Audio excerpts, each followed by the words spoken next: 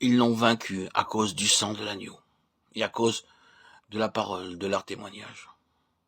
Et ils n'ont pas aimé leur vie jusqu'à craindre la mort. Voilà une parole qui nous est bien familière. Rappelons les circonstances dans lesquelles elle fut prononcée. Elle fait partie d'une déclaration articulée dans le ciel par une voix forte à un moment où les multitudes célestes sont en train d'observer un conflit colossal qui se déroule dans ce que nous pourrions appeler les cieux inférieurs. Ce conflit met aux prises d'une part les forces célestes représentées par Michel et ses anges, d'autre part les forces diaboliques représentées par Satan et ses anges.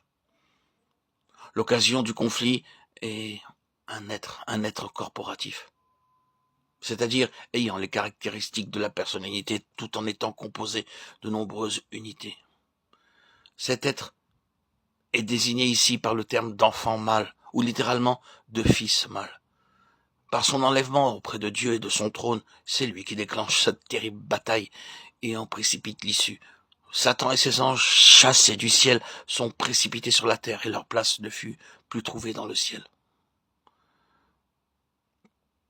Alors une voix forte, ou, comme le dit la version synodale, une grande voix se fait entendre dans le ciel disant « Maintenant, le salut de notre Dieu est arrivé, et sa puissance et son règne, et l'autorité de son Christ. Car il a été précipité l'accusateur de nos frères, celui qui les accusait devant notre Dieu jour et nuit. Et ils l'ont vaincu à cause du sang de l'agneau et à cause de la parole de leur témoignage. Et ils n'ont pas aimé leur vie, mais ils l'ont exposée à la mort.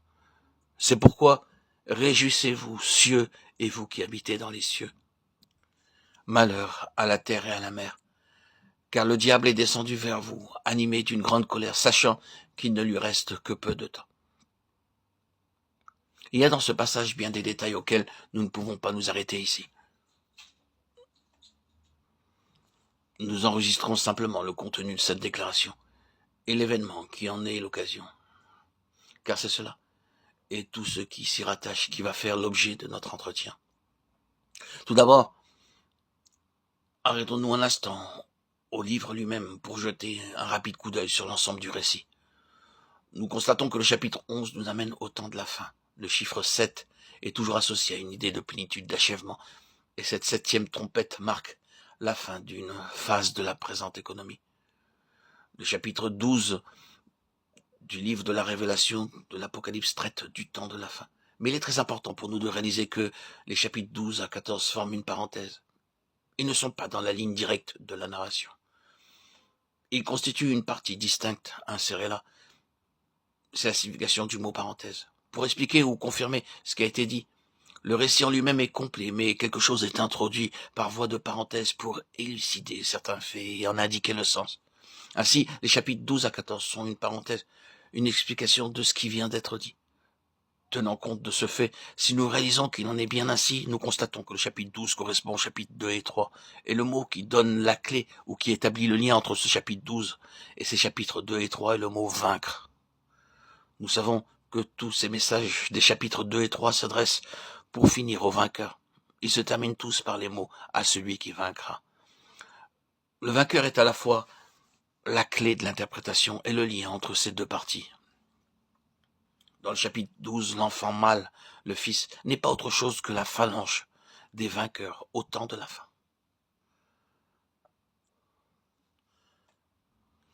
Je suppose qu'ici, je serais bien inspiré de m'arrêter un instant pour dire que sur ce point, tout le monde ne sera peut-être pas d'accord avec moi. Je sais fort bien qu'il en est ainsi, et si je suis très affirmatif, ne croyez pas que je cherche à vous imposer ma manière de voir, ou que je vais essayer de vous faire accepter cette interprétation. Mon insistance n'a pas d'autre mobile que la force de ma conviction personnelle. À vous de porter la chose devant Dieu et d'obtenir pour vous-même le témoignage intérieur de l'esprit. Pour moi, il a une question d'une importance sans parallèle et je crois que nous pouvons nous en faire une idée. Je répète donc qu'en ce qui me concerne, je considère l'enfant mâle du chapitre 12 du livre de l'Apocalypse comme représentant le groupe des vainqueurs au temps de la fin. Je constate deux choses. C'est que cet enfant mâle fait l'objet d'une allusion au pluriel. Nous avons au verset 5, elle enfanta un fils, un enfant mâle. Et au verset 11, et ils l'ont vaincu. Il s'agit là non pas d'un être simple, d'une personnalité unique, mais d'un corps collectif, ou disons d'un être corporatif. Le mot grec, teknon, enfant, n'est pas employé dans le Nouveau Testament à propos du Seigneur Jésus, tandis qu'il l'est souvent quand il s'agit des croyants.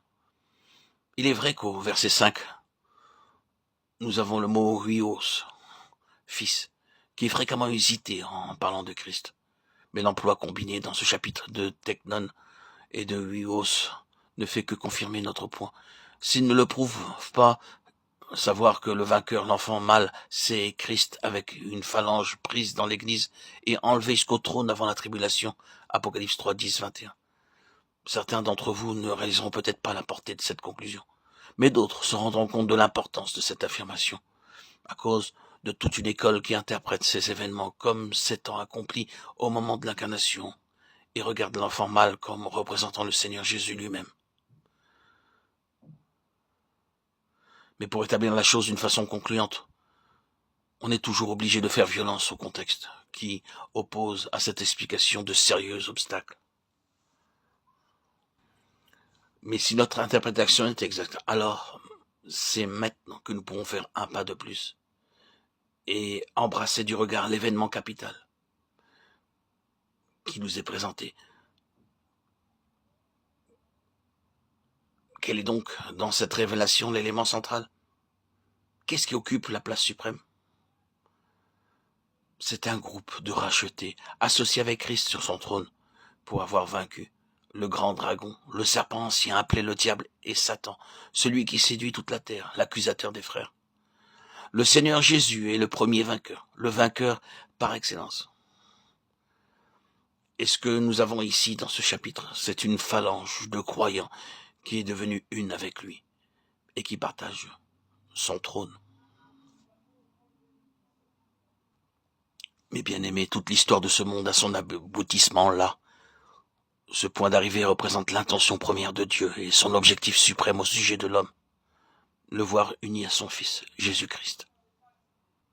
C'est la pensée originelle de Dieu concernant son Fils et concernant ceux qu'il a élus en Christ avant que le monde fût.